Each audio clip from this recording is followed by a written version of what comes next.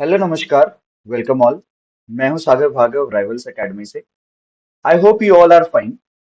So today we are going to start with chapter number second of our class 10th English first flight book.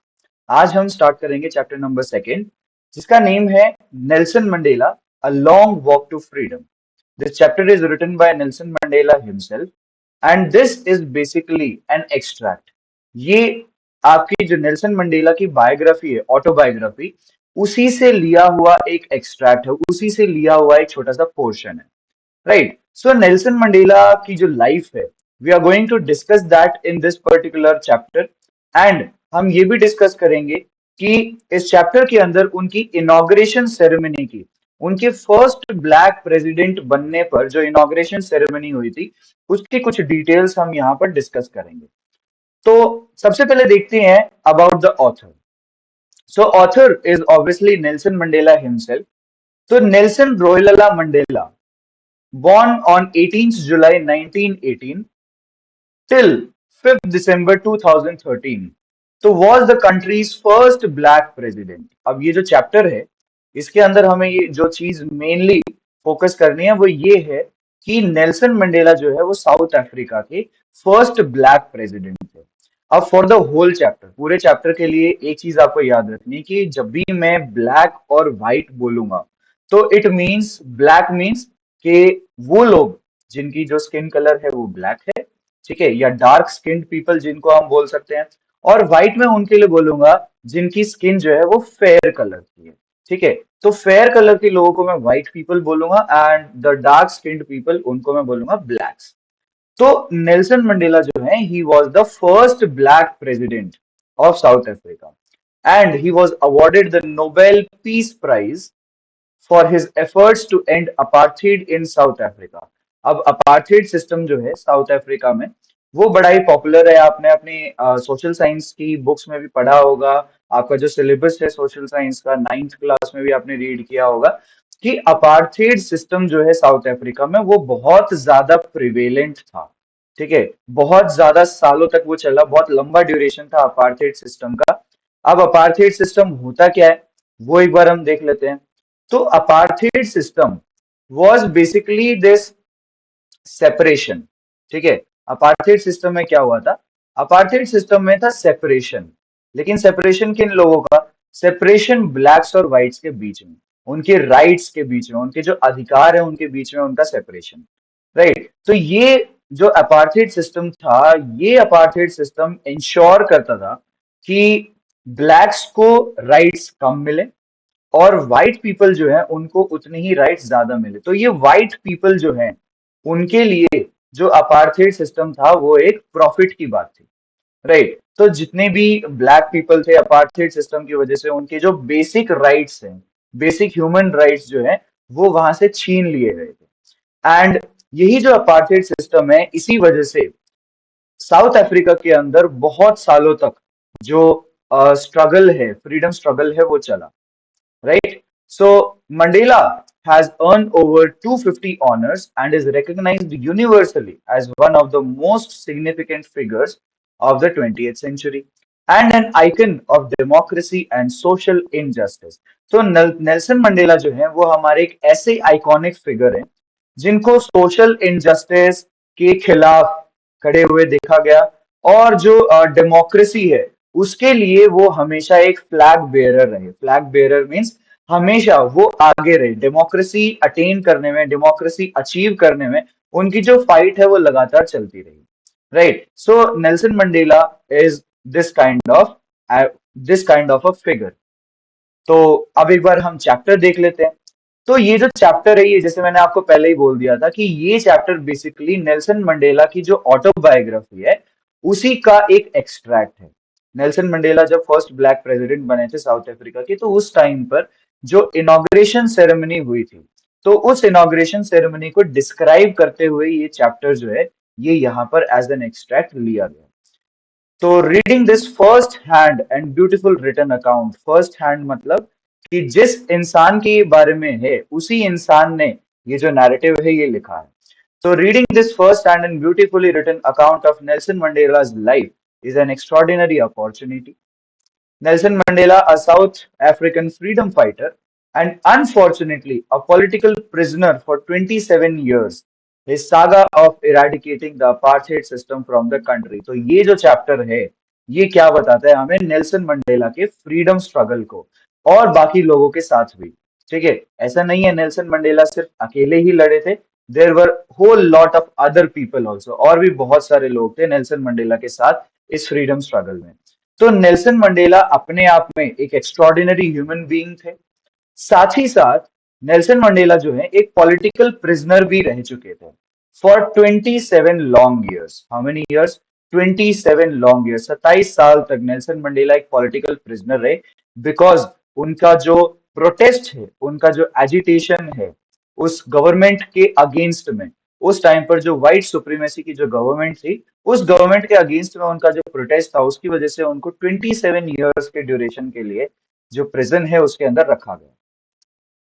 The African National Congress struggled and finally Mandela was the first black president. तो Mandela जो है वो African national Congress ANC के बहुत ही prominent leader जो हैं वो थे उस टाइम पर। और फाइनली नेल्सन मंडेला का और अफ्रीकन नेशनल कांग्रेस का जो स्ट्रगल था वो खत्म हुआ और Nelson Mandela was become the he became the first black president.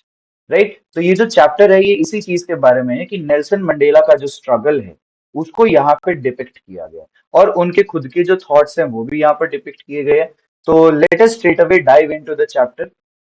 Chapter start करने से पहले, एक्सप्लेनेशन स्टार्ट करने से पहले, आई वुड रिक्वेस्ट एवरीवन कि आप सभी अपने साथ अपनी एनसीईआरटी बुक खोलकर बैठें, आप अपने साथ एक पेंसिल लेकर बैठें, सो दैट जहां पर भी हमारे इंपॉर्टेंट फ्रेजेस आएंगे, इंपॉर्टेंट सेंटेंसेस आएंगे, आप उनको अंडरलाइन कर सकें।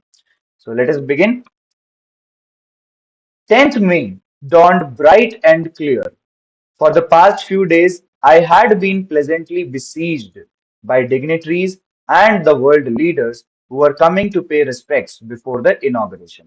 अब यहाँ पर बिल्कुल स्टार्टिंग में ही नेल्सन मंडेला यहाँ पर मेंशन करते हैं कि what was the date of inauguration.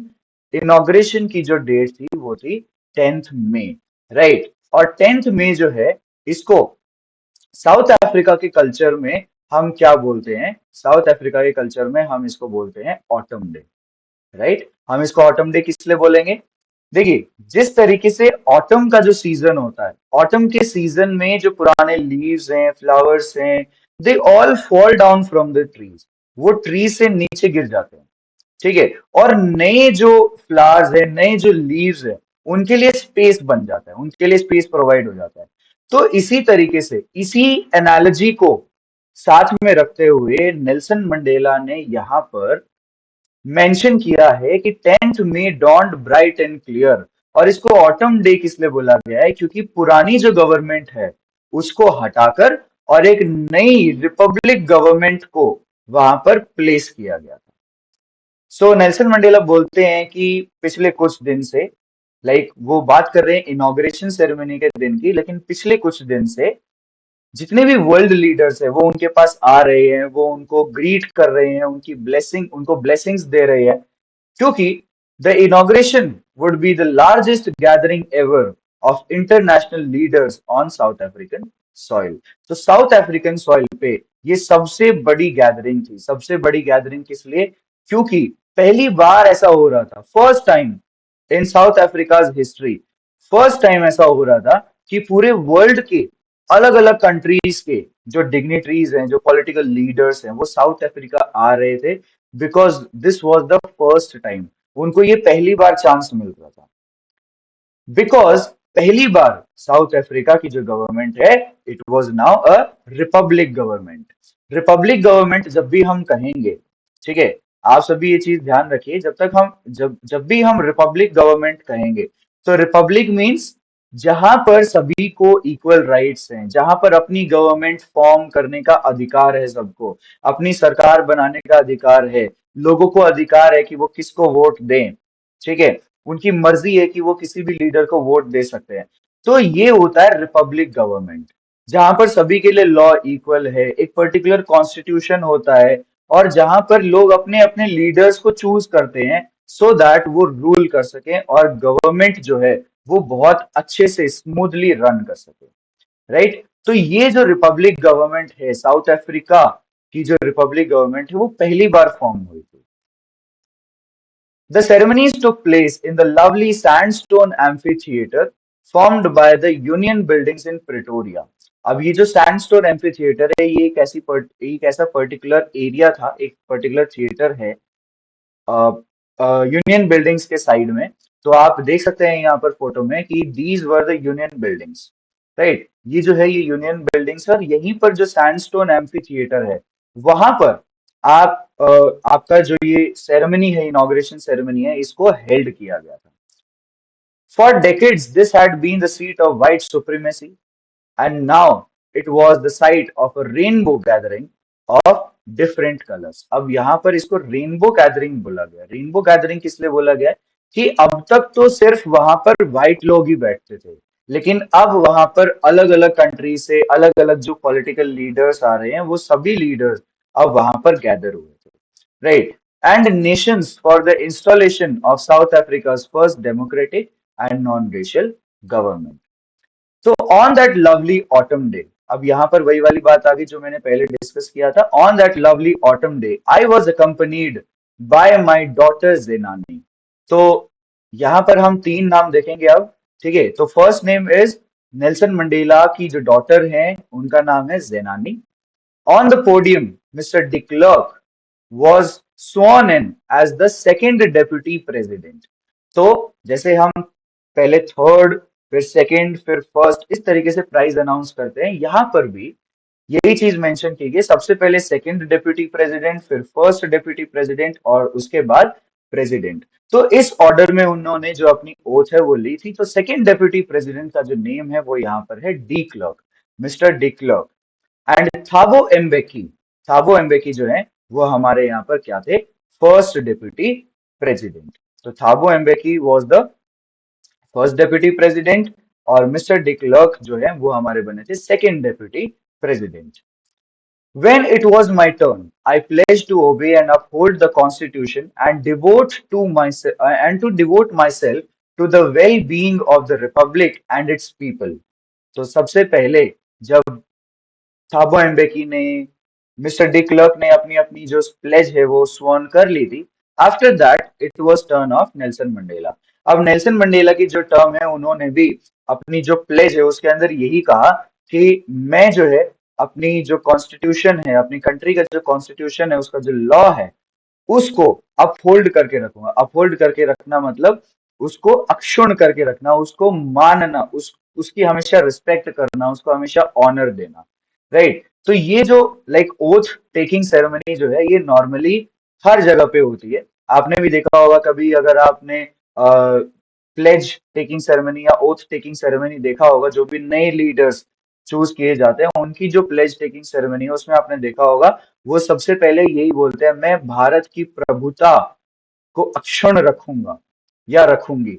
तो उसका मतलब क्या है कि मैं उसके कॉन्स्टिट्यूशन को, संविधान को, ठीक है, संविधान को अक्षुण्ण रखूंगा, उसकी मर्यादा का पालन करूंगा, उसको लाइक अपहोल्ड करके रखूंगा, उसका ऑनर करूंगा, उसका रिस्पेक्ट करूंगा। चलिए, let us move to the next point. To the assembled guests and the watching world, I said। अब यहाँ पर हम देखने वाले हैं नेल्सन मंडेला की स्पीच, ठीक है। उन्होंने ओथ तो ले ही ली है, पर साथ ही साथ में वो अपने कुछ खुद के जो ओपिनियंस है, खुद की जो थॉट्स हैं, वो भी लोगों के साथ शेयर करने वाले हैं।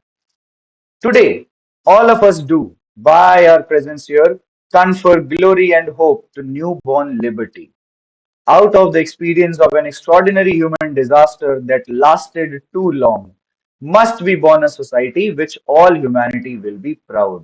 ये जितनी भी आपको अंडरलाइंड लाइंस दिख रही है, आप साथ साथ में इनको अंडरलाइन करते हुए चलिए। सो यहाँ पे बोला गया है कि नेल्सन मंडेला बोल रहे हैं कि आज हम सभी हम सभी अपनी कंट्री को, हमें जो ये न्यू बॉर्न लिबर्टी मिली है, न्यू बॉर्न लिबर्टी मतलब ये जो नया फ्रीडम हमें प्रोवाइड किया गया है, ये जो नया फ्रीडम हमें मिला है, इस नए फ्रीडम को हमें क्या करना है, हमें इसको ग्लोरी और होप देना है। We need to confer glory. अब कन्फर जो वर्ड है, it means to give, it means to provide. तो हम क्या करेंगे, हम इसको कन्फर करेंगे, हम इसको ग्लोरी को कन्फर करेंगे, हम अपने लोगों को, अपनी फ्रीडम को ग्लोरी और होप जो है वो प्रोवाइड करेंगे। उसके बाद बोलते हैं नेल्सन मंडेला कि out of this experience it was an extraordinary human disaster. वो बोलते हैं कि ये जो ड्यूरेशन है ना अपार्थेड का, जितना लंबा ड्यूरेशन ये चला है, ये क्या है, ये एक एक्स्ट्रॉर्डिनरी ह्यूमन डिजास्टर है। अब ह्यूमन डिजास्टर किस लिए बोला है नेल्सन मंडेला ने इसको? इन्होंने ह्यूमन डिजास्टर इसलिए बोला है बिकॉज जब कभी जो बेसिक राइट्स हैं ह्यूमन बीइंग्स के, अगर उनको छीन लिया जाता है, ठीक है, अगर किसी भी इंसान से उसके बेसिक राइट्स को आप छीन लोगे, अगर आप किसी एक पब्लिक जगह पे, पब्लिक प्लेस पे पानी पीने की भी जो राइट है उसको आप छीन लोगे, तो वो क्या होगा, वो एक ऐसा बिहेवियर होगा जो ह्यूमंस के साथ नहीं किया जाता है नॉर्मली। ठीक है, ऐसा बिहेवियर तो जानवरों के साथ किया जाता है। तो दैट इज वाई वो ये बोल रहे हैं कि it was a human disaster. ठीक है, ये जो राइट्स नहीं दिए गए हैं लोगों को, ब्लैक पीपल को जो राइट्स नहीं दिए गए हैं, ये क्या था, ये एक एक्स्ट्रॉर्डिनरी ह्यूमन डिजास्टर है। अब चलो जो भी हुआ सो हुआ, ये जो एक्स्ट्रॉर्डिनरी ह्यूमन डिजास्टर है, इसके बाद अब क्या होगा कि हम एक ऐसी सोसाइटी बनाएंगे, हम एक ऐसा एटमॉस्फेयर बनाएंगे, हम एक ऐसा सराउंडिंग बनाएंगे जहां पर ह्यूमैनिटी जो है, इंसानियत जो है, वो उस चीज से प्राउड फील करेगी। So we who were outlaws not so long ago have today been given the rare privilege to be the host to the nations of the world on our own soil. तो कुछ समय पहले जब हम खुद ही outlaws थे, outlaws मतलब हम खुद ही बाहर के लोग गिने जाते थे, अपनी ही कंट्री में हम खुद ही बाहर के लोग गिने जाते थे, अलग गिने जाते थे। ठीक है, तो अब आज के टाइम पर जब हमें ये रिपब्लिक मिल गया है, अब हमें जो ये लिबर्टी फ्रीडम जो मिल गया है, तो इसी फ्रीडम की वजह से हम आज अपनी कंट्री में पूरे वर्ल्ड के लीडर्स के लिए एक होस्ट के तौर पर निकल के आए। So we thank all our distinguished international guests for having come to take possession with the people of our country of what is, after all, a common victory for justice, for peace, for human dignity. तो ये बोलते हैं कि अब हम thank करते हैं उन सभी इंटरनेशनल लीडर्स को जो यहाँ पर आए और उन्होंने हमें रिस्पेक्ट दिया, और यहाँ पर हमारी जो ये है, ये कॉमन विक्ट्री है, जस्टिस न्याय के लिए, पीस शांति के लिए, और ह्यूमन डिग्निटी ह्यूमन रिस्पेक्ट के लिए, सेल्फ रिस्पेक्ट के लिए। ये क्या है, ये एक कॉमन विक्ट्री है, ये एक साझा विजय है हमारे लिए। We have at last achieved our political emancipation. Emancipation मतलब जो हम चाहते थे, जो हम अचीव करना चाहते थे, ठीक है, वॉट वॉज सपोज्ड टू, ठीक है, what was supposed to be achieved, जो हम अचीव करना चाहते थे वो हमने अचीव कर लिया, हम अपने पॉलिटिकल इमेंसिपेशन पर पहुंच चुके हैं। तो we pledge ourselves to liberate all our people from the continuing bondage of poverty, deprivation, suffering, gender and other discrimination. जितने भी डिस्क्रिमिनेशन है, हम उन सभी से लोगों को सेपरेट करेंगे, उसके बंधन से हम उनको मुक्त कराएंगे। So never, never and never again shall it be that this beautiful land will again experience the oppression of one by the other. अब आगे फ्यूचर में आने वाले सालों के लिए ऐसा कभी भी नहीं होगा अब कि साउथ अफ्रीका में, हमारे इस ब्यूटीफुल लैंड में, हम कभी भी एक कास्ट का या एक रेस का या एक पर्टिकुलर पोर्शन के लोगों का दूसरे लोगों के ऊपर ऑपरेशन को हम झेलेंगे, ऐसा अब कभी भी नहीं होगा। The sun shall never set on so glorious a human achievement and let freedom reign. तो वो बोल रहे हैं कि अब ये जो हमने अचीवमेंट हासिल की है, ठीक है, ये जो हमने लिबर्टी हासिल की, ये जो फ्रीडम हासिल किया है, ये ग्लोरियस ह्यूमन अचीवमेंट है। ठीक है, ये बहुत बड़ी ह्यूमन अचीवमेंट है, और अब इस अचीवमेंट के ऊपर सूरज जो है वो कभी नहीं ढलेगा। इसका मतलब क्या हुआ कि अब ये जो ह्यूमन अचीवमेंट है, इसको वापस से हम पहले वाले सिचुएशन के ऊपर नहीं आने देंगे। तो let freedom reign, reign means rule, ठीक है, let freedom rule and God bless Africa. तो ये जो लाइंस हैं, ये नेल्सन मंडेला ने अपनी स्पीच में बोली है। तो I hope this is clear to everyone. चलिए आगे बढ़ते हैं। आगे वो बोलते हैं that a few moments later we all lifted our eyes in awe as a spectacular array of South African jets, helicopters, and troop carriers road in perfect formation over the union buildings. अब वहां पर जिस तरीके से हमारे यहाँ पर भी इंडिया में भी हम हमेशा देखते हैं कि रिपब्लिक डे पे बहुत सारे अलग अलग शोज होते हैं, एयर शोज होते हैं। आपने देखा होगा कि राजपथ पे जब नीचे से टैंक्स और जितनी भी मिलिट्री वेपन्स जो है वो आर्मीज जो है ट्रूप्स के साथ चल रही होती है, तो उसी टाइम थोड़ी देर बाद ऊपर से जितने भी जेट्स हैं और हेलीकॉप्टर्स हैं, अलग अलग जो एयर व्हीकल्स हैं, ठीक है, वो सभी ऊपर से अपना बहुत ही एक्स्ट्रॉर्डिनरी शो जो है वो करते हैं। तो ऊपर से वो जो तिरंगा झंडा जो है वो लेके जाते हैं, राइट। सो जो ट्राई कलर फ्लैग है, वो कलर्स जो है वो एयर में स्प्रेड किए जाते हैं। तो बिल्कुल उसी तरीके से यहाँ पर भी साउथ अफ्रीका में भी South African jets, helicopters and troop carriers, उन सभी की जो फॉर्मेशन है वो वहां पर हुई। बाद में वहां पर भी एक एयर शो हुआ। तो it was not a display of pin point precision. अब ये सिर्फ क्या नहीं था, ये सिर्फ एक पिन पॉइंट प्रेसिजन, ये सिर्फ एक एक्यूरेसी की बात नहीं थी, but a demonstration of a military's loyalty to democracy, to a new government that had been freely and fairly elected. तो वो ये बोल रहे हैं, ये सिर्फ एक्यूरेसी की बात नहीं थी, अब ये उस बात की खुशी थी कि अब हमारी कंट्री जो है उसके अंदर एक फ्रीली और फेयरली इलेक्टेड गवर्नमेंट है। फ्रीली और फेयरली इलेक्टेड मतलब कि बिना किसी बाउंडेशन के, बिना किसी जोर जबरदस्ती के, ये जो अब गवर्नमेंट बनी है, ये हमारी एक ऐसी डेमोक्रेटिक गवर्नमेंट है जिसको हम अब आगे तक हम लेकर चलेंगे, right. So only moments before, the highest generals of South African Defence Force and police, their chests bedecked with ribbons and medals from days gone by, saluted me and pledged their loyalty. So, जितने भी वहां पर officer थे, government generals थे, उन सभी ने Nelson Mandela को सैल्यूट किया। I was not unmindful of the fact that not so many years before they would not have saluted but arrested me.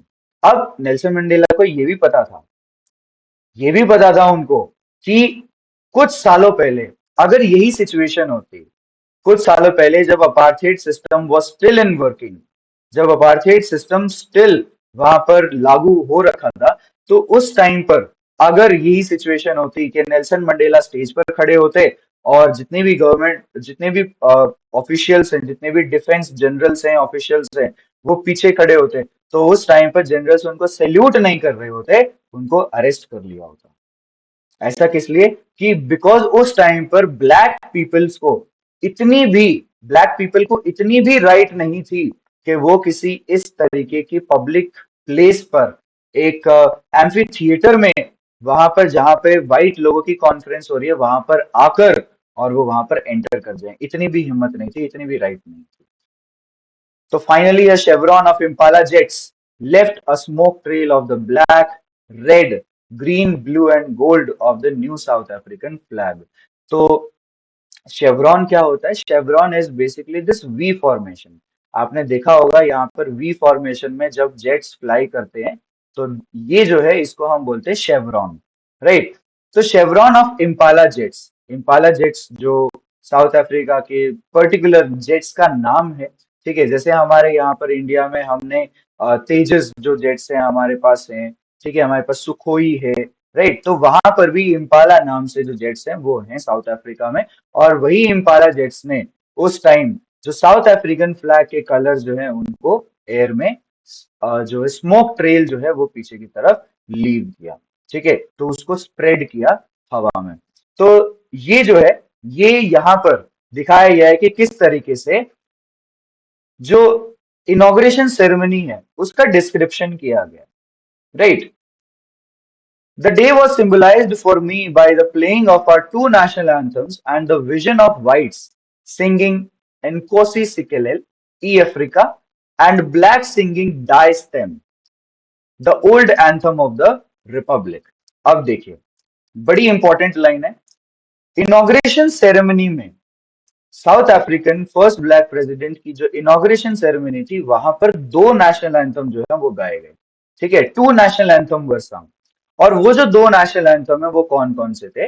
उस टाइम पर व्हाइट लोगों के लिए, जो व्हाइट्स थे, उनके जो नेशनल एंथम था वो था डाई स्टेम, ठीक है, जो कि पुराना एंथम जो था, जो व्हाइट पीपल जो है वो गाते थे, और वही जो एंथम है वही ब्लैक्स को भी गाना पड़ता था, राइट। और ब्लैक्स ने अपना खुद का जो एंथम बनाया था साउथ अफ्रीका में, जो अपना खुद का नेशनल एंथम बनाया था, तो वो था एनकोसी सिकेलेल, एनकोसी सिकेलेल ई अफ्रीका। तो ये जो दोनों नेशनल एंथम्स थे, ये व्हाइट्स का था डाइस्टेम और ब्लैक्स का था एनकोसी सिकेलेल ई अफ्रीका। लेकिन उस दिन विजन क्या था, उस दिन क्या साइड थी, क्या देखने को मिला लोगों को, कि व्हाइट्स जो हैं वो तो गा रहे हैं एनकोसी सिकेलेल, ठीक है, और ब्लैक्स जो हैं वो गा रहे हैं डाइस्टेम। किस लिए? सिर्फ ये शो करने के लिए कि उनकी जो गवर्नमेंट है वो अब रिपब्लिक हो चुकी है। अब उनको एक दूसरे की नेशनल एंथम्स जो है उनको रिस्पेक्ट करना है, और अब कंट्री का जो नेशनल एंथम है वो एक ही नेशनल एंथम रहेगा। अब उसी टाइम इंस्टेंटली तो नेशनल एंथम नहीं बनाया जा सकता था, इसी वजह से दो नेशनल एंथम जो है वो गाए गए, राइट। तो ये क्वेश्चन आपका यहाँ पे, इसको आप अंडरलाइन कर लीजिए, बड़ा इंपॉर्टेंट क्वेश्चन है। तो there was this vision of whites singing Nkosi Sikelel and blacks singing Die Stem. लेकिन मजे की बात ये थी कि although that day neither group knew the lyrics of the anthem they once despised, they would soon know the words by heart. अब उनका कहने का मतलब ये है कि उस दिन व्हाइट्स ने ब्लैक्स का नेशनल एंथम गाया, ब्लैक्स ने व्हाइट्स का नेशनल एंथम गाया, और वहां पर अब क्या था, ये जो नेशनल एंथम है वर्डिंग्स किसी को भी पता नहीं है, ठीक है, क्योंकि पुराना जो नेशनल एंथम है वो था डाइस्टेम, वो सिर्फ था व्हाइट्स का, तो उन्हें व्हाइट्स को वो वाली जो वर्डिंग्स वो है वो याद थी, ठीक है। लेकिन अब यहाँ पर बताया गया है कि दोनों को ही एक दूसरे की वर्डिंग नहीं बता याद थी। जब उन्होंने अल्टरनेटली नेशनल एंथम गाए तो उस टाइम पर प्रॉब्लम हुई। क्या प्रॉब्लम हुई? कि लिरिक्स उनको नहीं आते थे, वर्ड्स उनको नहीं आते थे, लय उनको नहीं आती थी। बट नेल्सन मंडेला बोल रहे हैं कि कुछ समय बाद ऐसा जरूर होगा कि उनको लर्न करने में कोई प्रॉब्लम नहीं रहेगी, वो बाय हार्ट उस चीज को याद कर लेंगे। बाय हार्ट मतलब दिल से उस चीज को वो याद कर लेंगे। चलिए नेक्स्ट चलते हैं। On the day of inauguration I was overwhelmed with a sense of history. अब देखिए, मैंने आपको स्टार्टिंग में बताया था कि इस चैप्टर के अंदर बहुत सारे इंपॉर्टेंट सेंटेंसेस हैं, और आप इस चैप्टर को पार्ट्स में डिवाइड करके और तब इसको लर्न कर सकते हो। तो ये हमारा सेकंड पार्ट आ गया। फर्स्ट पार्ट में जहां पर हमने इनॉग्रेशन सेरेमनी को डिस्कस किया, एवरीथिंग अबाउट दैट, जितनी बातें थी इनॉग्रेशन सेरेमनी की वो हमने अब तक डिस्कस की। अब ये जो है ये एक स्पेशल पार्ट है। यहाँ पर क्या बताया जाएगा, यहाँ पर बताया जाएगा कि किस तरीके से जो नेल्सन मंडेला हैं उनके माइंड में एक सेंस ऑफ हिस्ट्री आया। एक सेंस ऑफ हिस्ट्री कैसे? कि वो हिस्ट्री का पार्ट बन चुके थे, ठीक है। अब वो हिस्ट्री का पार्ट कैसे बन चुके हैं? कि ही was the first black president, ठीक है। और फर्स्ट ब्लैक प्रेसिडेंट होना किसी भी कंट्री के लिए वो एक ऑब्वियसली हिस्ट्री की बात है, कि भाई मतलब अब वो हिस्ट्री में लिखा जा चुका है कि Nelson Mandela the first black president of South Africa, ठीक है। अब यहां पर जिस तरीके से हर किसी जगह पर एक माइलस्टोन की तरह चीजें हिस्ट्री में लिख दी जाती है, ठीक है, सुनहरे अक्षरों में लिख दी जाती हैं चीजें, तो ये जो है ये इवेंट भी एक मतलब हिस्ट्री में नोट डाउन हो गया उसके बाद, ठीक है। ये भी एक अपने आप में एक माइलस्टोन था। अब नेल्सन मंडेला जो है उनको ये हिस्ट्री का सेंस किस लिए आ रहा है, अब वो बताएंगे कि क्या डिफरेंस था पहले में और अब में। क्या डिफरेंस था वो बता रहे हैं। In the first decade of the 20th century, a few years after the bitter Anglo-Boer War, and before my own birth, the white-skinned people of South Africa patched up their differences and erected a system of racial domination against the dark-skinned people of their own land. अब देखिए, शुरुआत यहां से हुई। शुरुआत हुई कहां से? एंग्लो बोर वॉर से। अभी जो एंग्लो बोर वॉर है ना, ये अराउंड 1898 में स्टार्ट हुआ। ये अराउंड चला 4 साल, 4 या 5 साल के आसपास चला ये, एंड इट एंडेड इन 1902, ठीक है। 1902 में जब एंग्लो बोर वॉर खत्म हो गया, उसके खत्म होने के बाद जो व्हाइट स्किन्ड पीपल थे उन्होंने अपने आप को डार्क स्किन्ड पीपल से अलग कर लिया। अभी जो एंग्लो वॉर वॉर वॉर है, ये अपने आप में ही एक बड़ा ही बिटर वॉर था। ठीक है, वहां पे बहुत सारा नुकसान हुआ। आप यहाँ पे देख सकते हो in the photo as well, कि यहाँ पर फोटो में जितने भी आपको सोल्जर्स दिख रहे हैं, वो ऑलमोस्ट व्हाइट सोल्जर्स हैं, व्हाइट स्किन्ड पीपल है। ठीक है, तो यहाँ पे आप देख सकते हो कि व्हाइट स्किन पीपल ने क्या किया, अपने जो डिफरेंसेस हैं वो लगा लिया अपने सामने। ठीक है, और एक ऐसा सोसाइटी उन्होंने क्रिएट कर दिया, एक ऐसा सोसाइटी क्रिएट किया जहां पर वो अलग थे और डार्क स्किन पीपल जो है वो अलग थे। व्हाइट स्किन पीपल ने अपने आप को सुप्रीम मानते हुए, अपने आप को बड़ा मानते हुए, बिकॉज उनका स्किन का कलर फेयर था, इस चीज को मानते हुए उन्होंने अपने लिए सारे जो अधिकार हैं वो रख लिए, और डार्क स्किन्ड पीपल को एक तरीके से स्लेव्स की तरह रहने पे मजबूर कर दिया। राइट, वो हमेशा उनको टॉर्चर करते थे। ये मानना कि जहां पर भी वो जाएंगे, उस वो जगह प्योर नहीं रहेगी, जिस चीज को भी वो छुएंगे वो चीज प्योर नहीं रहेगी। ये जो चीज है, ये जो लाइक थिंकिंग है, इस थिंकिंग की वजह से ही ये जो रेशियल सिस्टम है, ये वहां पर इरेक्ट किया गया। इरेक्ट मतलब ये वहां पर बना दिया गया।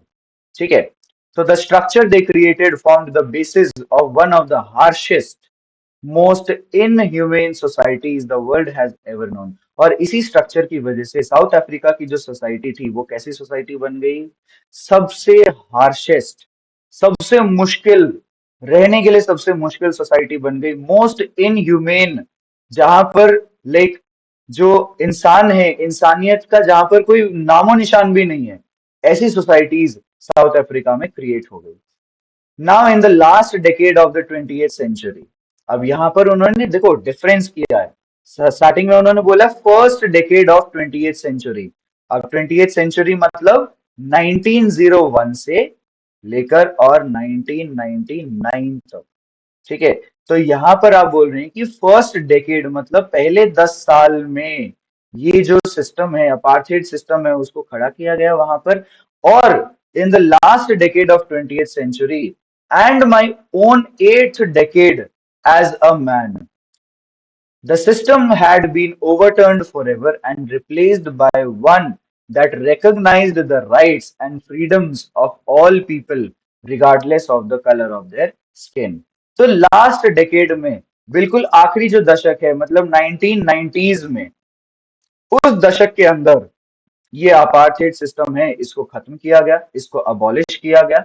और अबॉलिश करने के बाद अब दोबारा से वो जो अपार्थाइड सिस्टम है वो कभी भी नहीं आएगा यहाँ पर। Right, that day had come about through the unimaginable sacrifices of thousands of my people। अब वो क्या बोलते हैं कि people whose suffering and courage can never be counted or repaid। वो ये बोलते हैं कि ये जो दिन है ये किस वजह से आया है, because of those thousands of people, उन हजारों लोगों की सैक्रिफाइस की वजह से ही ये अब दिन आ पाया है जहां पे मैं एज अ प्रेसिडेंट आप लोगों के सामने खड़ा हूं। ठीक है, वो ये बोलते हैं कि उन लोगों के सैक्रिफाइस के बिना ये चीज कभी भी पॉसिबल नहीं हो पाती। So I felt that day, as I have on so many other days, that I was simply the sum of all those African patriots who had gone before me। बेटे साथ साथ में अंडरलाइन करते चलना। तो वो बोलते हैं कि I was simply the sum of all those African patriots who had gone before me। वो ये बोलते हैं कि मैं उन सभी अफ्रीकन पेट्रियट्स का, उन सभी फ्रीडम फाइटर्स का, उन सभी स्ट्रगलर्स का एक सम हूं। ठीक है, मैं उन सभी का जोड़ हूं। ठीक है, जो आज आपके सामने मैं यहां पर स्टैंड करता हूं as your first black president. उन लोगों के सेक्रीफाइस के बिना ये चीज पॉसिबल हो ही नहीं पाती। तो मैं उन सभी लोगों का एक सम हूं। I am the sum of all those African patriots जो मुझसे पहले चले गए। ठीक है, जो मुझसे पहले जिन्होंने अपनी लाइफ जो है वो सेक्रीफाइस कर दी, मैं आज उन सभी का सम हूं। That long and noble line ended and now began again with me। I was pained that I was not able to thank them and that they were not able to see what their sacrifices had wrought। अब उनको बुरा लग रहा है। बुरा किस लिए लग रहा है कि आज का ये ऑस्पिशियस दिन, जब मैं एक ब्लैक पर्सन प्रेसिडेंट बन गया हूं। नेल्सन मंडेला अपने बारे में बोलते हैं कि मैं आज जो एक ब्लैक पर्सन प्रेसिडेंट बन गया हूं, तो इसी चीज के लिए तो हम लड़ रहे थे। तो वो जो उनकी लड़ाई है, मुझे दुख होता है कि वो लोग इस दिन को देखने के लिए जिंदा नहीं है। ठीक है, वो लोग इस दिन को विटनेस करने के लिए जिंदा नहीं है, मुझे इस बात का दुख जरूर होगा। सो यहाँ पर अब नेक्स्ट हमारा जो पार्ट है, यहाँ पर क्या करेंगे, नेल्सन मंडेला अपने जो कॉमराड्स हैं, अपने जो साथी है, उनके बारे में बताएंगे। The policy of apartheid created a deep and lasting wound in my country and my people. जो ये अपार्थेड की पॉलिसी है, इसकी वजह से जो मेरी कंट्री है, कंट्री में और कंट्री के लोगों के माइंड्स में और हार्ट्स में एक डीप वूंड है, एक गहरी चोट है। ठीक है, and all of us will spend many years if not generations recovering from that profound hurt. वो जो हर्ट है वो बहुत ही प्रोफाउंड है, वो बहुत ही डीप है। ठीक है, प्रोफाउंड मीन्स डीप, तो वो जो हर्ट है वो बहुत ही ज्यादा डीप है। But the decades of oppression and brutality had another unintended effect. Unintended मतलब कि ऐसा इफेक्ट जो हम लोग चाह भी नहीं रहे थे। जो ये ड्यूरेशन था, अपार्थेड सिस्टम का जो ड्यूरेशन था, उस ड्यूरेशन के अंदर हमने ये चीज नहीं चाही थी कि हमारे पास बहुत सारे अलग अलग जो ब्रेव पीपल हैं, जो ब्रेव लोग हैं, वो हमारे साथ जुड़ जाएंगे। हमें ये चीज नहीं पता थी। ठीक है, सो दिस वॉज अनइंटेंडेड, ये हमने चाहा तो नहीं था, लेकिन ये फिर भी हो गया। इस ब्रुटैलिटी की वजह से, इस ऑपरेशन की वजह से हमारे पास कौन कौन आए? There was an unintended effect, that was that it produced the Oliver Tambos, the Walter Sisylers, the Chief Lathalis, the Yusuf Dadus, the Bram Fissers, the Robert Subukwos of our time। ठीक है, तो हम यहाँ पर ये बोल सकते हैं कि जैसे नेल्सन मंडेला ने यहाँ पर मेंशन किया ना कि एक अनइंटेंडेड इफेक्ट था, तो वो हम चाह नहीं रहे थे, बट फिर भी हमारे पास इन सभी लोगों जैसे, ये जो आप यहाँ पर चार छह फोटो देख रहे हो, ये जो 6 फोटोज आपको यहाँ पर दिख रही है, ये 6 के 6 फोटोज उन लोगों की हैं जिन्होंने अपनी लाइफ जो है साउथ अफ्रीका में ब्लैक पीपल के फ्रीडम स्ट्रगल के लिए सेक्रीफाइस कर दी। तो यहाँ पे वो ये कह रहे हैं कि हमें इन जैसे लोग मिले, इस फ्रीडम स्ट्रगल की वजह से, इस ऑपरेशन की वजह से हमें इन जैसे करेजियस, इन जैसे लाइक ब्रेव पीपल हमारे साथ जुड़े। तो यही चीज जैसे हम अपने बारे में बोलते हैं ना कि हम आज भगत सिंह पैदा करेंगे, ठीक है, हम आज अपने देश के लिए भगत सिंह को जन्मेंगे, तो वो क्या है? एक्चुअल में भगत सिंह थोड़ी जन्मेंगे, लेकिन इसका मतलब है कि हम अपने यूथ को, अपनी जनरेशन को, ठीक है, अपने आने वाली जनरेशन को इस तरीके से तैयार करेंगे कि उनके अंदर भगत सिंह जैसा करेज हो, भगत सिंह जैसा ब्रेवरी हो, ठीक है, भगत भगत सिंह जैसा जज्बा जो है वो उनके अंदर हो। राइट, तो वो भी यही बोल रहे हैं। And these were main of such extraordinary courage, wisdom and generosity that like may never be known again. और इतना ज्यादा करेज, इतनी ज्यादा ब्रेवरी इन लोगों में थी कि इनके जैसे और आगे कभी पैदा नहीं होंगे। Perhaps it requires such depths of oppression to create such heights of character। तो बहुत ही बढ़िया बात बोली है, यहाँ पर इसको अंडरलाइन जरूर कर लेना। एंड ये जो लाइन है, ये आप अपनी लाइफ में भी लाइक इम्प्लीमेंट कर सकते हो कि यहाँ पर बोला गया it requires such depths of oppression to create such heights of character. ठीक है, अपना कैरेक्टर ऊंचा करने के लिए कभी कभी हमें उस ऑपरेशन से गुजरना पड़ता है। ठीक है, हमें उस दबाव से, हमें उस प्रेशर से, हमें उस स्लेवरी से, हमें उन प्रॉब्लम से गुजरना पड़ता है, सो दैट कि हम बाद में उससे मूव ऑन करने का तरीका जो है वो सीख सकें।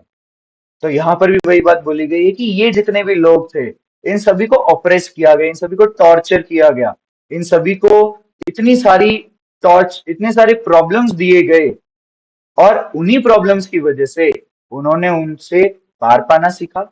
ठीक है, और अब उन्हीं प्रॉब्लम से ऊपर आने की वजह से अब ये लोग का जो, इन लोगों का जो कैरेक्टर है वो सबसे ऊंचा माना जाता है साउथ अफ्रीका में। So my country is rich in minerals and the gems that lie beneath its soil but I have always known that its greatest wealth is its people, finer and truer than the purest of diamonds. तो ये भी बहुत बढ़िया बात कही है उन्होंने।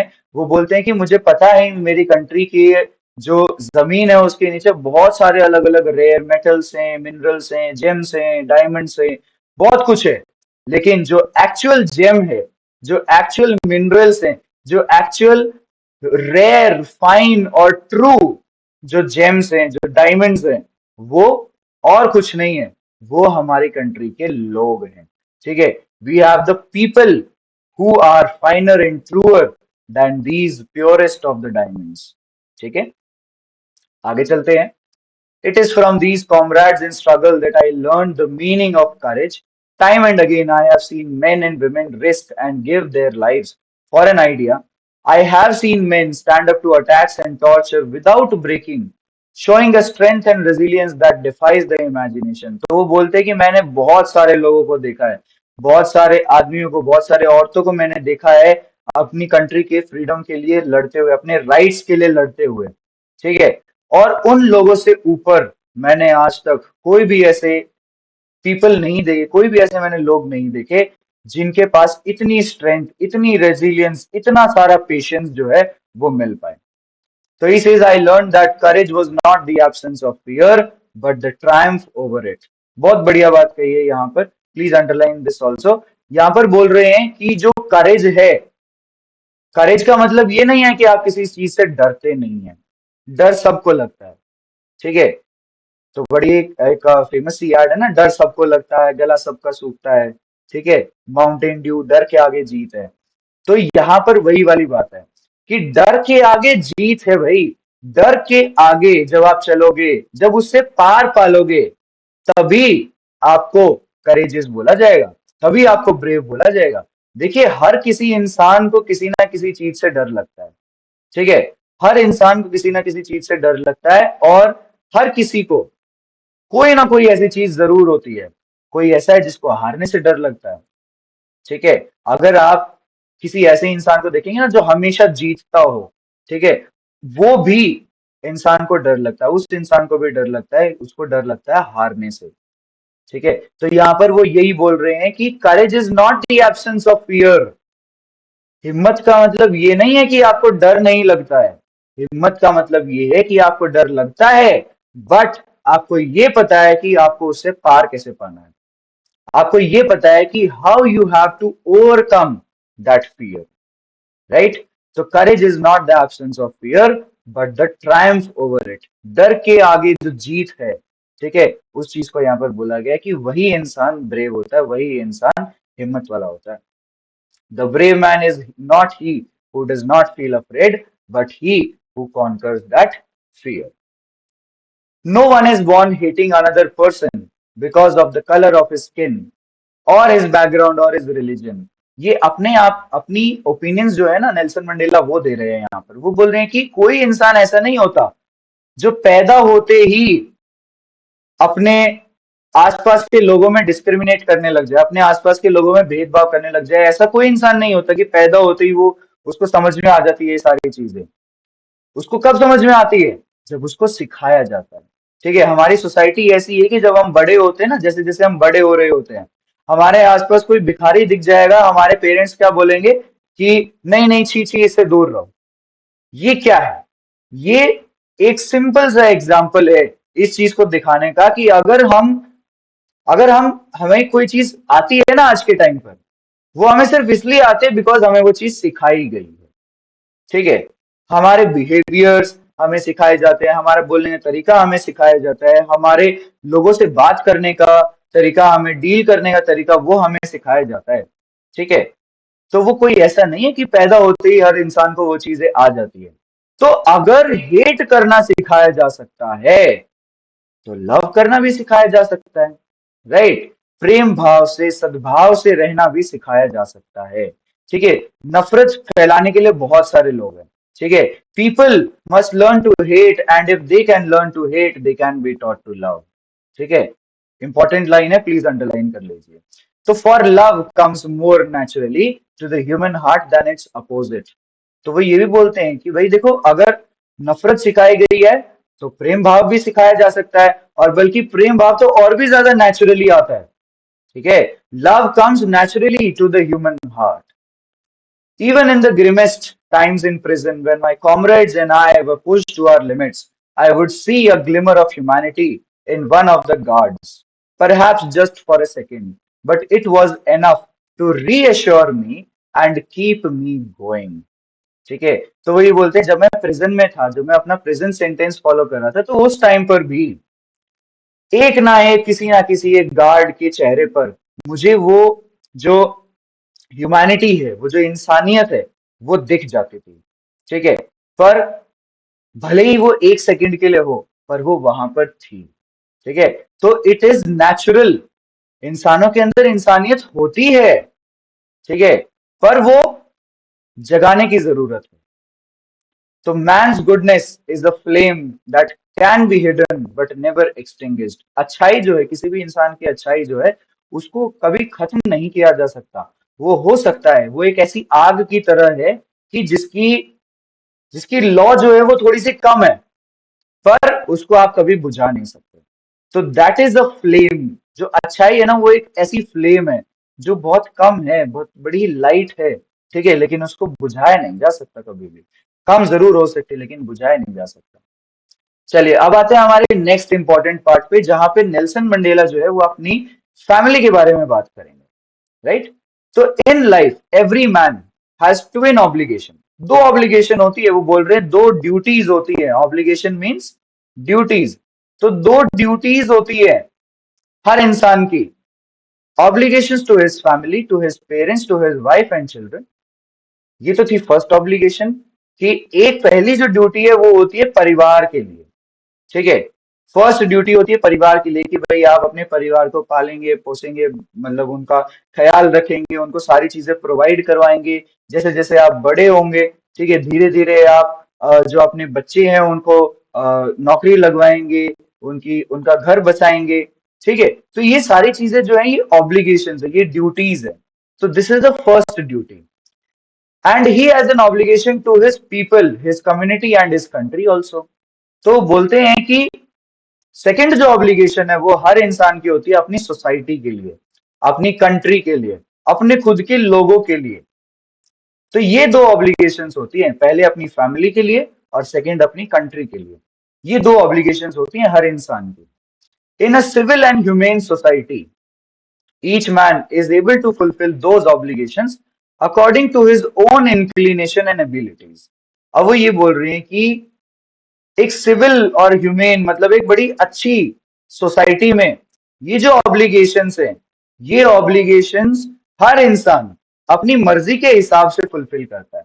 अब आप अपने फैमिलीज में देखते हैं, अब आप अपने घरों में देखते हैं कि आपके पेरेंट्स जो, आपके फादर्स जो हैं, वो क्या करते हैं कि अपनी जो ड्यूटीज है अपनी फैमिली की तरफ, वो बड़े अच्छे से निभाते हैं। ठीक है, लेकिन कभी अगर ऐसा मौका बन जाए कि उनको कभी बाहर जाने के लिए बोला जाए, अब किसी धरने पर बैठने के लिए बोला जाए, तो वो बड़ी आनाकानी करेंगे। कुछ पेरेंट्स ऐसे होते हैं, बड़ी आनाकानी करेंगे। ठीक है, क्यों? क्योंकि उन्हें लगता है कि धरने पर बैठना, प्रोटेस्ट करना, ठीक है, अपनी मांगों के लिए, अधिकारों के लिए लड़ना, ये क्या है? ये एक वेस्ट ऑफ टाइम है। ठीक है, तो बोल रहे हैं कि कुछ लोग ऐसे मिल जाएंगे, बट अगर वही प्रोटेस्ट वही प्रोटेस्ट अगर फैमिली के लिए करना होगा, ठीक है, वही प्रोटेस्ट अगर फैमिली के लिए करना होगा ना, तो वो खुशी खुशी वहां पर चले जाएंगे। तो हर सोसाइटी में हर इंसान अपने अपने हिसाब से करता है।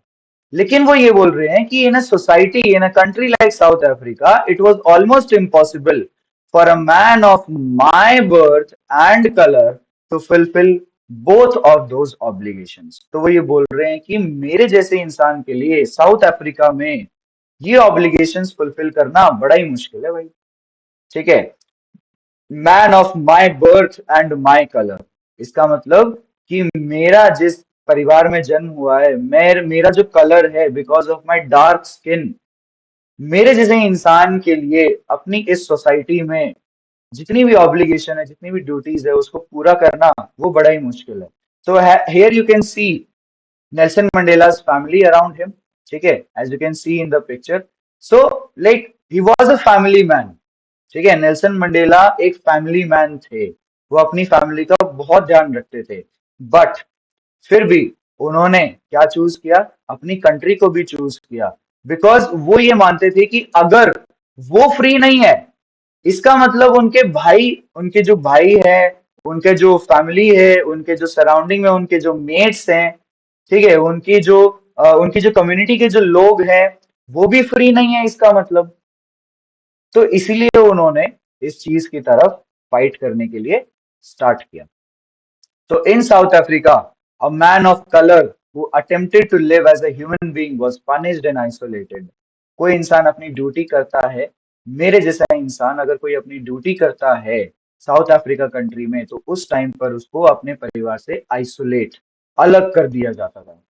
In South Africa, a man who tried to fulfill his duty to his people was inevitably ripped from his family and his home and was forced to live a life apart, a twilight existence of secrecy and rebellion.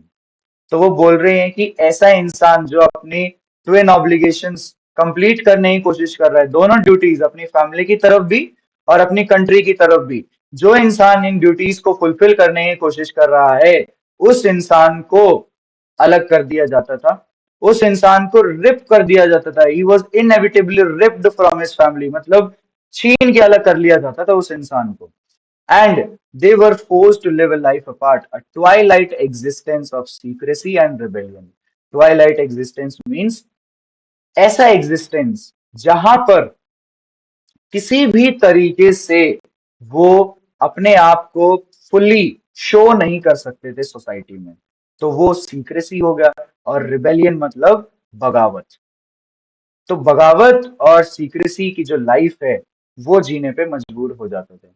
So I did not in the beginning choose to place my people above my family, but in attempting to serve my people, I found that I was prevented from fulfilling my obligations as a son, a brother, a father, and a husband. तो वो एक बेटे भी थे, एक भाई भी थे, एक फादर भी थे और एक हस्बैंड भी थे। ठीक है, तो वो ये बोल रहे हैं कि जब मुझे अपनी ऑब्लिगेशन फुलफिल करने का मौका नहीं मिल पा रहा है यहाँ पे, जब मैं अपने लोगों के लिए कुछ काम करता हूं, तो मैं अपनी फैमिली से भी अलग हो रहा हूं। तो इसका मतलब क्या हुआ, इसका मतलब कि let us fight for the country, country के लिए फाइट करते हैं। तो उससे क्या होगा, जब हमें अपनी राइट्स मिल जाएंगी, तो हम अपनी फैमिली को भी टाइम दे सकते हैं और अपनी कंट्री के अंदर भी हमारा जो कंट्रीब्यूशन है वो बराबर का रहेगा, राइट।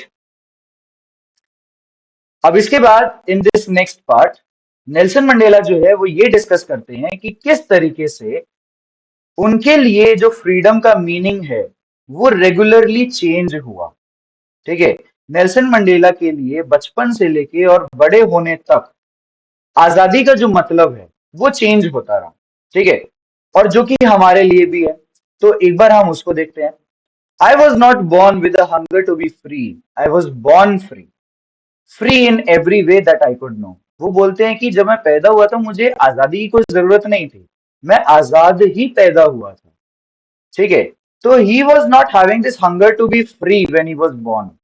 ठीक है, but he was born free, और इतना फ्रीडम था उनको कि वो कुछ भी कर सकते थे, राइट, एज लॉन्ग एज वो अपनी फैमिली की परमिशन के अंदर थे, फैमिली की बाउंडेशन के अंदर थे, वो कुछ भी कर सकते थे।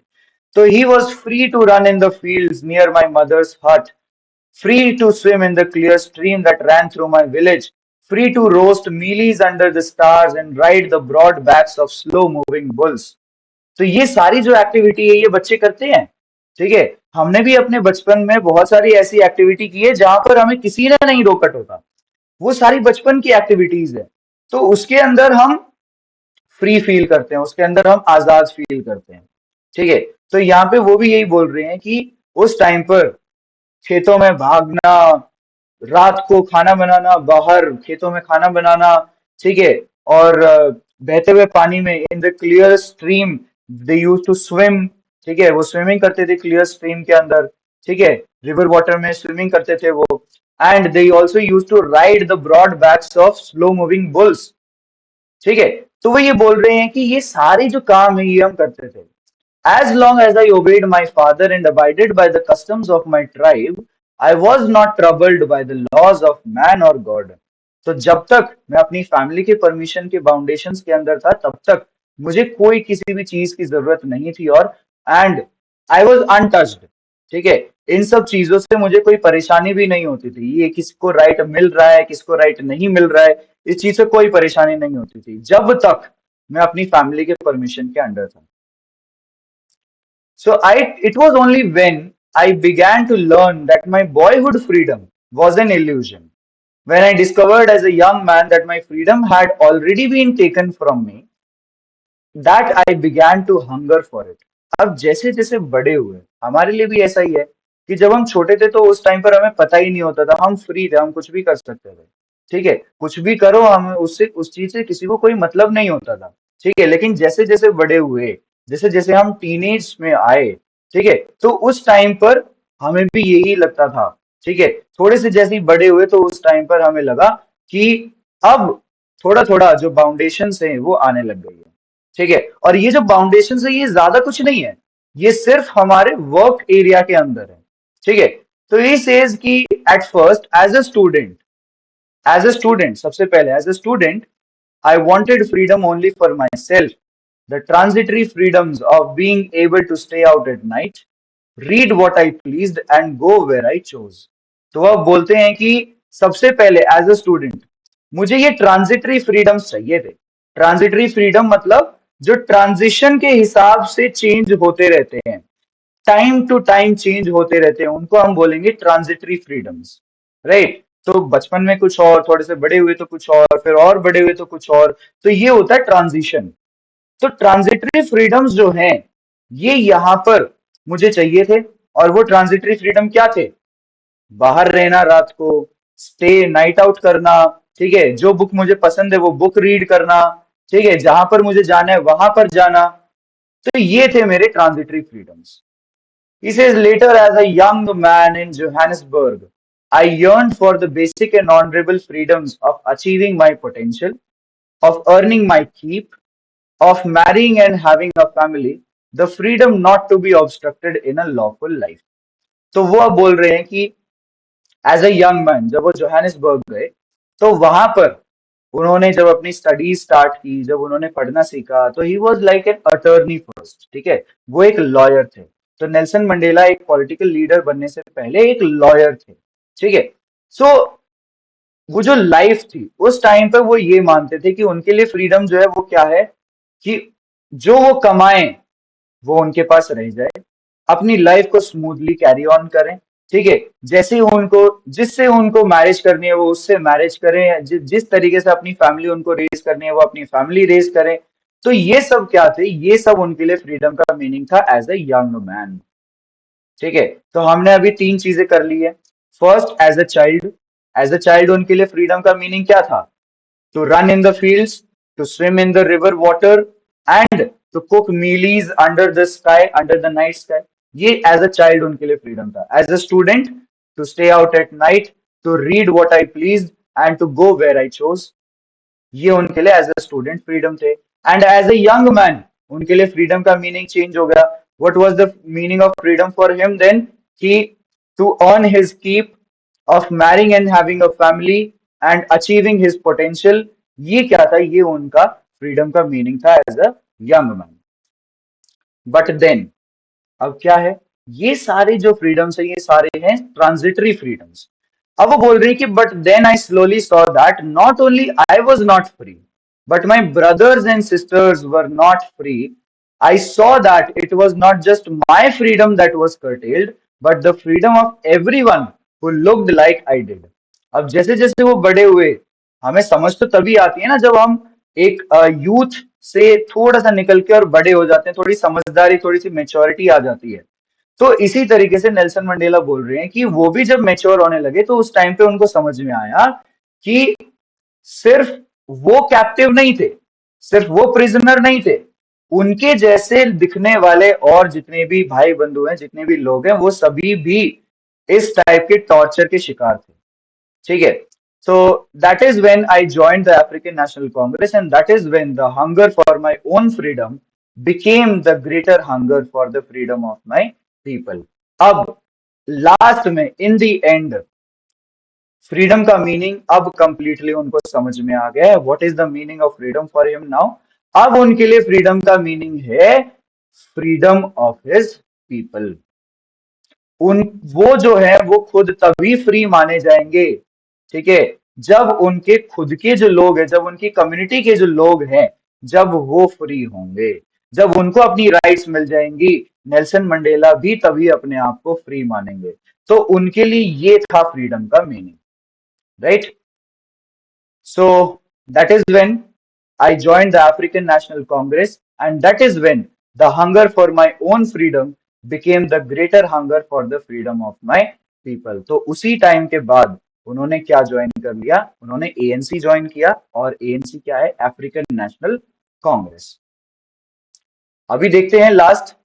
It was this desire for the freedom of my people to live their lives with dignity and self-respect that animated my life.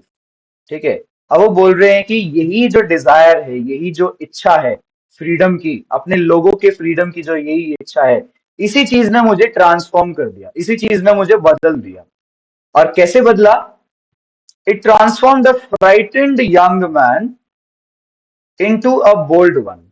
It transformed a frightened young man into a bold one. Right? अब ये जो frightened young man है, ये किसके बारे में बात कर रहे हैं? ये अपने आप के बारे में ही बात कर रहे हैं, ठीक है? तो he was this frightened young man who was turned into a bold one. इसी टॉर्चर की वजह से, इसी समझदारी की, मेच्योरिटी की वजह से, टॉर्चर, ऑपरेशन, ब्रुटैलिटी, इन्हीं सब चीजों की वजह से वो एक बोल्ड पर्सन बन गए। That drove a law abiding attorney to become a criminal. ठीक है, एक लॉ अबाइडिंग अटॉर्नी मतलब लॉ को मानने वाला, लॉ को रिस्पेक्ट करने वाला। Law abiding means like respecting the law, ठीक है, who goes with respecting the law, ठीक है। तो इस लॉ को रिस्पेक्ट करने वाला इंसान क्रिमिनल बन गया, ठीक है, क्रिमिनल बन गया, बट किसके लिए? For the freedom of his people. That turn the family loving husband into a man without a home. ठीक है, एक ऐसा आदमी जो अपनी फैमिली से बहुत प्यार करता है, वो एक ऐसे आदमी में ट्रांसफॉर्म हो गया जिसके पास घर भी नहीं था। that forced a life loving man to live like a monk। और नेल्सन मंडेला जो है वो अपनी लाइफ में बड़े ही खुशी से रहते थे पहले। He was a life loving man. जिंदगी की जितनी भी खुशियां थी वो फुल्ली इंजॉय करते थे।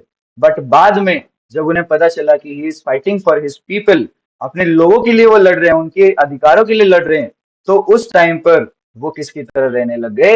एक मॉन्क की तरह रहने लग गए, एक भिक्षु की तरह रहने लग गए। I am no more virtuous or self-sacrificing than the next man, but I found that I could not even enjoy the poor and limited freedoms I was allowed when I knew my people were not free। तो वो बोलते हैं कि जब मुझे ये पता था ना कि मेरे लोग फ्री नहीं है, मेरे कम्युनिटी के जो लोग हैं वो फ्री नहीं है, तो उस टाइम पर मैं अपने आप के लिए भी वो फ्रीडम जो है वो एंजॉय नहीं कर पाया। Freedom is इनडिवाइजिबल। फ्रीडम को आप बांट नहीं सकते। The chains on any one of my people were the chains on all of them, the chains on all of my people were the chains on me. तो यही एक लीडर की सबसे बड़ी क्वालिटी होती है। लीडर जो होता है ना, वो कभी भी अपने जितने भी फॉलोअर्स हैं या उसके साथ जितने भी लोग खड़े होते हैं, उन सभी लोगों को कभी वो छोड़ के नहीं जाते। लीडर की सबसे बड़ी क्वालिटी ये होती है कि जिस तरीके से उनके फॉलोअर सफर कर रहे हैं, लीडर भी उसी तरीके से सफर करेगा। जब वो उनकी प्रॉब्लम्स खुद समझेगा तभी वो उनके लिए काम कर सकता है। आजकल के पॉलिटिशियंस के बारे में अगर हम बात करें, तो आजकल के पॉलिटिकल जो लीडर्स हैं वो ऐसे बिल्कुल भी नहीं है। वो तो ये चाहते हैं कि हम लोग सफर करें और वो लोग ऐश से जिए, ठीक है। तो यही जो चीज है, यहीं पर जितने भी लीडर्स हैं, जितने भी पॉलिटिशियंस हैं, जितने भी पॉलिटिकल लीडर्स हैं, यहीं पर वो गलत है। अगर उन्हें मिल रही है ये सारी फैसिलिटीज, तो why not provide it to the people also? वो अपने सिटीजन्स को, अपने लोगों को वो चीजें प्रोवाइड क्यों नहीं कर सकते? सो यही जो एक लीडर की खासियत है जो नेल्सन मंडेला के अंदर थी, वो ये बोल रहे हैं कि अगर मेरे ऊपर चेंज है तो मेरे सभी लोगों के ऊपर भी चेंज है। और अगर मेरे सभी लोगों के ऊपर, मेरे सभी फॉलोअर्स के ऊपर चेन्स हैं, तो वो मेरे ऊपर भी चेन्स हैं। अगर मैं फ्री नहीं हूं तो वो भी फ्री नहीं है, और अगर वो फ्री नहीं है तो मैं भी फ्री नहीं हूं completely. After that, he says that I knew that the oppressor must be liberated just as surely as the oppressed. अब बात आ गई है यहाँ पर ऑपरेसर और ऑपरेस्ड की।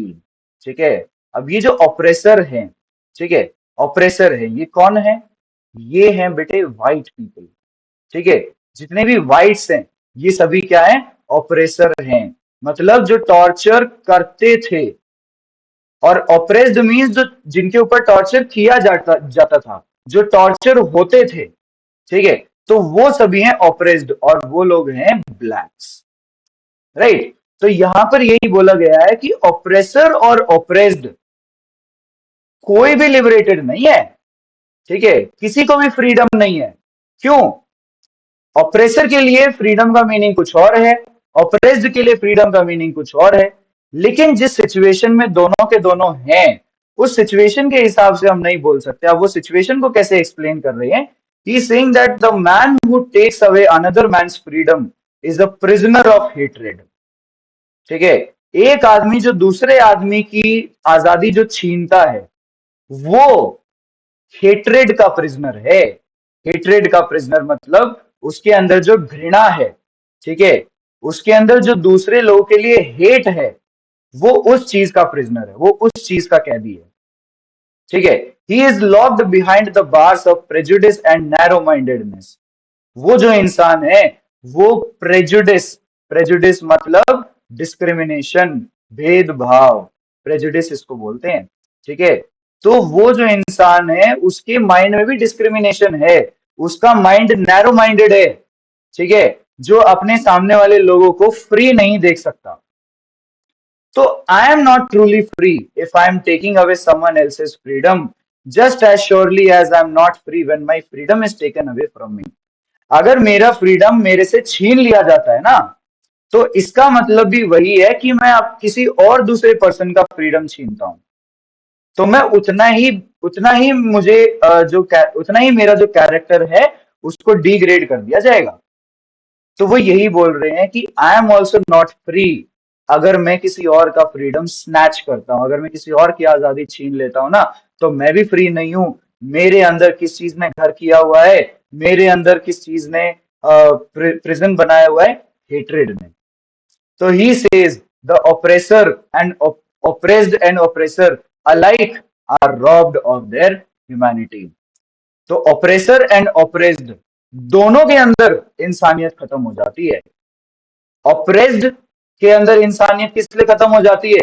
क्योंकि ऑपरेस्ड तो वो लोग हैं जिनके ऊपर टॉर्चर किया जाता है। ठीक है, तो उनके अंदर से तो इंसानियत अपने आप ही खत्म हो जाएगी जब उनको लगातार टॉर्चर किया जाएगा। ठीक है, उनको मारा जाएगा, पीटा जाएगा, फिजिकली मेंटली अब्यूज किया जाएगा। ठीक है, तो अपने आप ही इंसानियत चली जाएगी उनके अंदर से। तो जब वो निकलकर बाहर आएंगे, तो आपको क्या लगता है कि वो एक अच्छे इंसान बनकर बाहर निकलेंगे? बिल्कुल नहीं। और ऑपरेसर के अंदर तो फिर बिल्कुल ही ह्यूमैनिटी नहीं है। ठीक है, ऑपरेसर तो वही होता है जो दूसरे लोगों का फ्रीडम छीन ले। ठीक है, तो उसके अंदर तो अपने आप ही ह्यूमैनिटी नहीं बची। ठीक है, तो यहां पर Nelson Mandela he saying that कि oppressor and the oppressed both are robbed of their humanity. दोनों के अंदर से इंसानियत जो है वो छीन ली जाती है। तो बेटे this was the chapter, chapter number 2, Nelson Mandela a long walk to freedom. अगर कोई भी प्रॉब्लम है आपको तो इस चैप्टर को आप दोबारा से देख लीजिए, इस चैप्टर के एक्सप्लेनेशन को दोबारा से लिसन करके, इस दोबारा से एक्सप्लेनेशन को आप सुनकर, और आप इसको बहुत अच्छे से ब्रीफ में भी सुन सकते हैं। अगर आपको बहुत लंबा लग रहा है ये चैप्टर, 1 सवा 1 घंटे की जो ये वीडियो बनी है, अगर आपको ये लग रहा है कि बहुत लंबा टाइम है, तो आप इसको 2x स्पीड पे भी देख सकते हैं for your quick revision. Right, so that is all from my side, that is all. And जल्दी ही नेक्स्ट चैप्टर्स की वीडियो जो है वो भी अपलोड करेंगे, सो दैट आपके जो टर्म एग्जामिनेशन है, मे भी बहुत सारे स्कूल्स में टर्म एग्जामिनेशन चल रहे होंगे इस टाइम पर, तो आपको उस चीज के लिए हेल्प मिल सकेगी। Right, so that's all, thank you from my side, and be safe, be happy. Thank you all.